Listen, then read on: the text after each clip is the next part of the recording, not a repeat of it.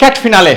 Leave your job. We have around about just about 2 months for the exam.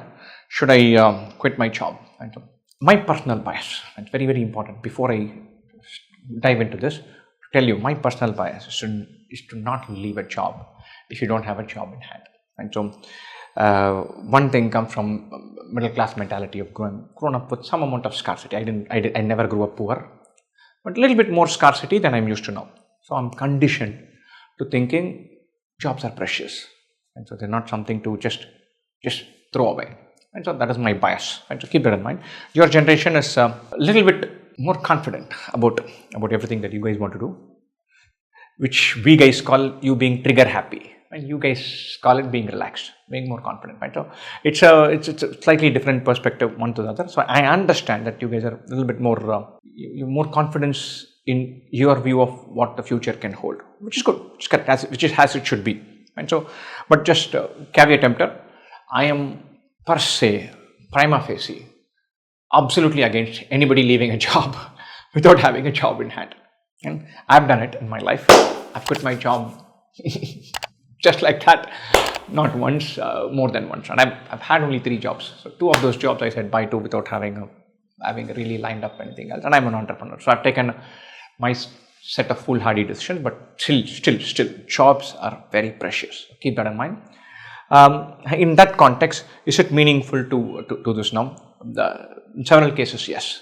Right. So if you have more than 3 years of experience, then having either 36 months or 39 months or 41 months or 43 months doesn't really make a difference. Quite likely the 36 months is absolute peak where you can enjoy a lot of points for experience, and it falls in 39, 41. Feel free. If you have 2 years of experience, feel free, quit your job. One of the things that you should be really clear about is to your confidence in managing to snag a job back by Jan 1st or Jan 10th or Jan 15th. So if you're very confident that it's going to be a 100-day break, a 3-month sprint, you take CAT, you take NAP and MAT, whatever it is, finish off with XAT, go back into a new job, you're confident of finding it or you've already had it lined up, then it is brilliant. Switch off, throw everything in, take tons of mocks, get pumped up, throw everything into 3-4 exams, take care of your health, fitness, schedule, life, personal, everything.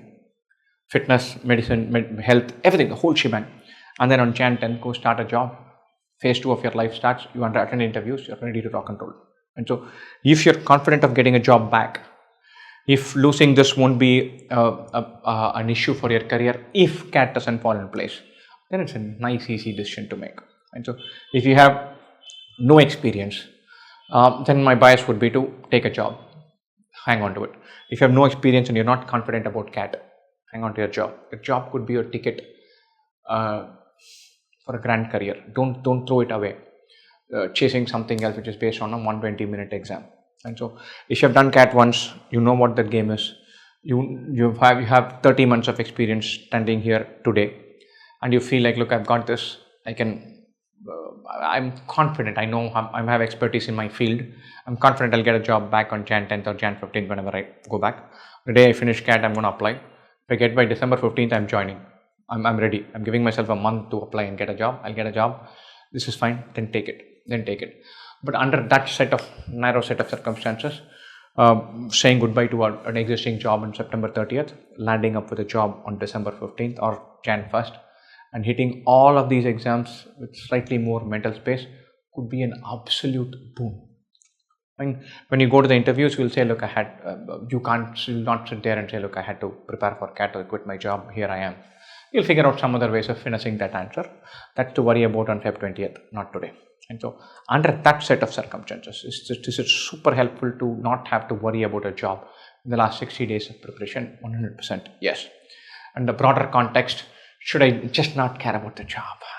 MBA, here I come. No, at least not from me. You're not going to hear from me that throw away a job, throw everything into this box called as MBA. I don't think it's a worthwhile gamble.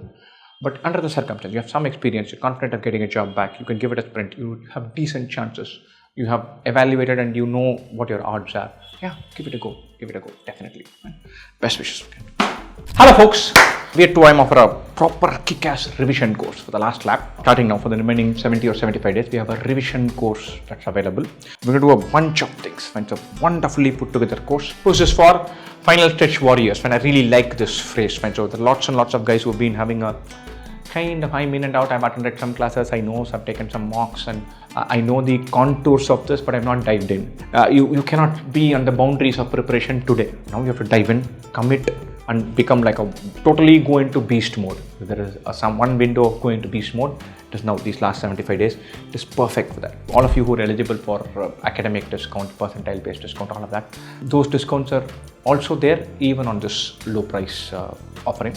So please do check it out. If you're eligible for some discounts, please do avail them. Best wishes again.